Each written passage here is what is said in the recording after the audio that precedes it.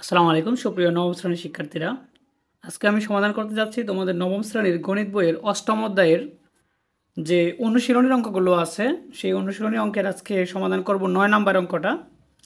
তো এখানে তোমাদেরকে বলা হয়েছে যে চিত্রে যৌগিক ঘনবস্তুটির নিম্নাংশের ভূমির ব্যাস 4 মিটার এবং উচ্চতা 5 মিটার, উপরের অংশের হেলানো উচ্চতা 3 মিটার। তো এটা হচ্ছে তোমার এটা যৌগিক ঘনবস্তু, কারণ এটার নাম যৌগিক ঘনবস্তু হইল এখানে একটা সিলিন্ডার, আবার এখানে একটা কোণক এটা দেওয়া। তো এটার ব্যাস হচ্ছে 4 মিটার আর সিলিন্ডারের উচ্চতা হচ্ছে 5 মিটার এবং ওই কোণকের হেলানো তলের দৈর্ঘ্য হচ্ছে 3 মিটার। তো এখান থেকে আমাদের কী বের করতে হবে? বলছে যে ঘনবস্তুটির নিম্নাংশের বক্রতল রং করতে প্রতি বর্গ মিটারে 450 টাকা খরচ হলে মোট কত টাকা খরচ লাগবে। বলতেছে ওই চিত্রটার নিম্নাংশ অর্থাৎ শুধু ওই সিলিন্ডারের বক্রতল রং করতে কত টাকা খরচ হবে সেটা আমাদের বের করতে হবে। এখন কত টাকা খরচ হবে এটা বের করার আগে আমাদের প্রথমে যেটা বের করতে হবে সেটা হচ্ছে ওই সিলিন্ডারের বক্রতলের ক্ষেত্রফল কত সেটা আমাকে বের করতে হবে। তো প্রথমে আমাদের কাজটা হচ্ছে ওই সিলিন্ডারের বক্রতলের ক্ষেত্রফল বের করব।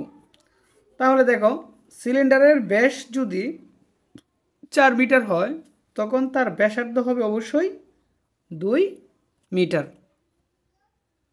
তাহলে দেখো যে এখানে ভূমির ব্যাস টো আর সমান 4 মিটার, তাহলে ভূমির ব্যাসার্ধ 4কে টো দ্বারা ভাগ করতে হবে, তাহলে কত হয় 2 মিটার এবং উচ্চতা হচ্ছে 5 মিটার এবং হেলানো উচ্চতা হচ্ছে 3 মিটার। তাহলে ঘনবস্তুটির নিম্নাংশ একটি সিলিন্ডার যার বক্রতলের ক্ষেত্রফল 2πr/h। সিলিন্ডারের বক্রতলের ক্ষেত্রফলের সূত্র হচ্ছে 2πr/h বর্গ মিটার। তাহলে যে টো আর ফাইয়ের মান 3.1416, আর এর মান টো এবং এস এর মান হচ্ছে 5। তো আমরা যদি পুরোটা গুণ করি তাহলে কত হয় 62.832 মিটার। এটা হচ্ছে সিলিন্ডারের বক্রতলের ক্ষেত্রফল। তাহলে আমরা কি পাইলাম? বক্রতলের ক্ষেত্রফল পাইলাম। এখন বলছে যে 1 বর্গ মিটার রং করতে খরচ হয় 450 টাকা। তাহলে অবশ্যই 62.832 বর্গ মিটার রং করতে বেশি খরচ হবে, তাহলে কি করতে হবে? গুণ করতে হবে। তাহলে গুণ করলে আমরা এই টাকাটা পাই। তাহলে এটাই হচ্ছে আমাদের কি উত্তর। এরপরে বলছে যে ঘনবস্তুটির সমগ্র তলের ক্ষেত্রফল নির্ণয় করো। অর্থাৎ এই যে ঘনবস্তুটা আছে এই ঘনবস্তুতে সিলিন্ডার এবং কোণক এই দুইটার ক্ষেত্রফল আমাকে কী করতে হবে? বের করতে হবে। তাহলে এখানে দেখো যে আমরা যদি এটার ক্ষেত্রফল বের করতে চাই তাহলে এখানে দেখো যে আমরা যদি সম্পূর্ণটার ক্ষেত্রফল বের করতে চাই তাহলে আমাদের এই যে সিলিন্ডার আছে, তো সিলিন্ডারের ক্ষেত্রফলের সূত্র হচ্ছে যে 2πr² প্লাস 2πr/h। এখানে 2πr², πr² হচ্ছে বৃত্তের ক্ষেত্রফল। তাহলে এই সিলিন্ডারের ক্ষেত্রে এখানে একটা বৃত্ত আর এখানে একটা বৃত্ত, তাহলে টোটাল বৃত্ত কটা? 2টা, এই জন্য হচ্ছে 2πr²। আর এই 2πr/h হচ্ছে বক্রতলের ক্ষেত্রফল, তাহলে 2πr/h এইটা টোটালটা হচ্ছে সিলিন্ডারের বক্রতলের সম্পূর্ণ পৃষ্ঠের ক্ষেত্রফল, সম্পূর্ণ পৃষ্ঠের ক্ষেত্রফল। আর এইখানে শুধু বাকি থাকে কি ওই কোণকের ক্ষেত্রফলটা নির্ণয় করলে হবে। আর এই ক্ষেত্রে কিন্তু ওই কোণকের জন্য এই যে আছে ক্ষেত্রফলটা আছে এইটুকু, বৃত্তের যে ক্ষেত্রফল এটা বের করা দরকার নাই, কারণ এখানে তো আমরা নিয়ে নিলাম দুইটা বৃত্ত যে 2πr²। এই বৃত্ত আর এই বৃত্তের ক্ষেত্রফল কিন্তু এখানে লেখা হয়ে গেছে। এখন শুধু আমার এইটুকু বের করলেই হবে। তাহলে কোণকের ক্ষেত্রফলের সূত্র হচ্ছে φr/l, φr/l। তাহলে দেখো এখানে বলা হয়েছে যে যৌগিক ঘনবস্তুটি কোণক ও সিলিন্ডারের সমন্বয়ে গঠিত। সিলিন্ডারের ব্যাসার্ধ কত? 2 মিটার। সিলিন্ডারের উচ্চতা হচ্ছে 5 মিটার। কোনকের হেলানো উচ্চতা হচ্ছে 3 মিটার। তাহলে আমরা জানি সিলিন্ডারের সমগ্র তলের ক্ষেত্রফল, এটা আমরা যেটা লিখলাম 2πr² প্লাস 2πr/h বর্গ মিটার। আর হচ্ছে কোনকের বক্রতলের ক্ষেত্রফল, এই ক্ষেত্রে শুধু আমরা কোনকের বক্রতলের ক্ষেত্রফলটা বের করলেই হচ্ছে, কারণ আমরা এখানে কিন্তু ভূমির যে ক্ষেত্রফল দুইটা, এখানে একটা আর এখানে একটা, আমরা কিন্তু আগেই লিখে ফেলছি এখানে, এই যে φr/l। এখন আমরা কি করব, এই দুটা যোগ করব, যে 2πr² 2πr/h, আর এটা হচ্ছে তোমার কোনকের বক্রতলের ক্ষেত্রফল।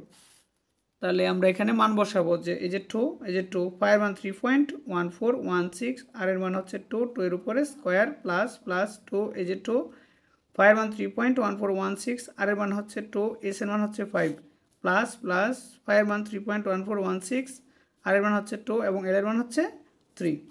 তো আমরা যদি এই সম্পূর্ণ অংশটা যদি গুণ করি তাহলে কত হয়? 25.13।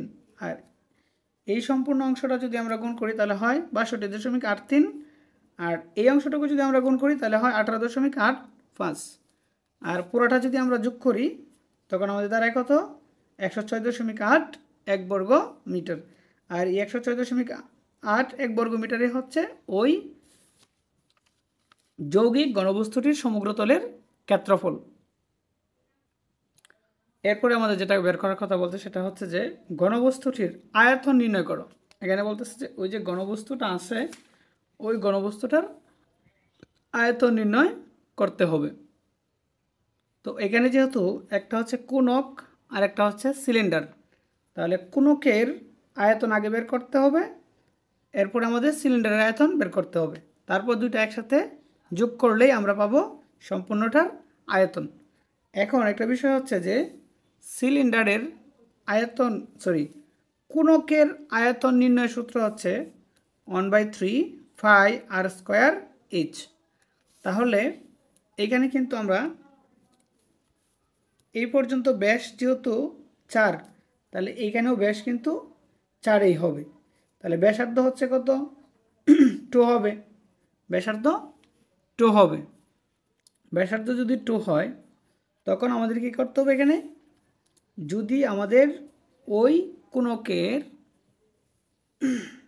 যদি আয়তন বের করতে হয় তখন আমাদের কি লাগবে? এইচ লাগবে। এইচ হচ্ছে আমাদের উচ্চতা।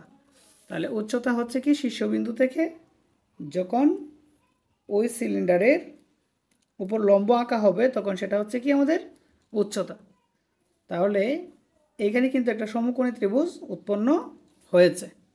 তাহলে এই পর্যন্ত হচ্ছে 2 মিটার, আর এখানে হেলানো তলের দৈর্ঘ্য হচ্ছে 3 মিটার। তাহলে এখানে সমকোণী ত্রিভুজের ক্ষেত্রে এটা হচ্ছে লম্ব, এটা হচ্ছে ভূমি, আর এই অংশটুকু হচ্ছে অতিভুজ। তাহলে আমরা সহজে বের করতে পারি যে যদি আমরা লম্ব বের করতে চাই তাহলে আমরা লিখতে পারি যে অতিভুজ স্কয়ার মাইনাস ভূমি স্কয়ার রুট ওভার। তাহলে এই যে দেখো আমরা লিখলাম যে 2 নং হতে পায় সিলিন্ডারের ব্যাসার্ধ 2 মিটার। তাহলে সিলিন্ডারের ব্যাসার্ধ 2 মিটার, তাহলে কোনকের ব্যাসার্ধও 2 মিটারই হবে। আর কোনকের উচ্চতা, হেলানো তলের উচ্চতা L = 3 মিটার। ধরি কোনকের উচ্চতা হচ্ছে কত? h metre. অর্থাৎ এখানে এই উচ্চতাটা কিন্তু আমাদের দেওয়া নাই, এই জন্য আমরা এটাকে ধরে নিছি কি h মিটার। আর এখানে হেলানো তলের উচ্চতা হচ্ছে কত? 3 মিটার। তাহলে আমাদের h = কি লিখতে পারি? L² - R²। তাহলে এর মান হচ্ছে 3 এর উপরে স্কয়ার, আর এর মান হচ্ছে 2 এর উপরে স্কয়ার, 3 3 9, 2 2 4, 9 থেকে যদি 4 যায় তাহলে 5 √5। এখন আমাদের কি বের করতে হবে? আমরা জানি কোনকের আয়তন = 1/3 πr²h। তাহলে যে 1/3 π এর মান 3.1416, আর এখানে হচ্ছে r এর মান 2 এর উপরে স্কয়ার, আর h এর মান হচ্ছে √5। আর এখানে যদি 2কে যদি আমরা কি করি? বর্গ করি তাহলে কত হয়? 4 হয়। আর টোটালটা যখন আমরা ক্যালকুলেটরের সাথে ক্যালকুলেট করব তখন আমাদের ফল আসে কত? এই যে 3.7 ঘন মিটার। এটা হচ্ছে আমাদের কোণকের আয়তন।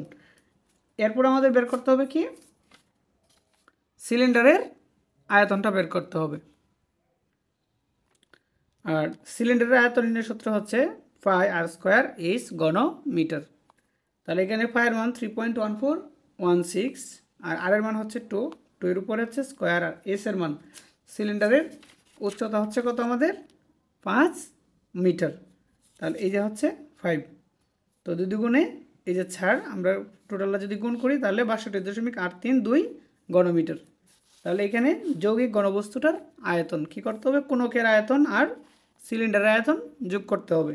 তাহলে এটা হচ্ছে কোণকের আয়তন প্লাস প্লাস, আর এটা হচ্ছে সিলিন্ডারের আয়তন, দুটো একসাথে যোগ করছি 72.202 ঘনমিটার উত্তর আসে।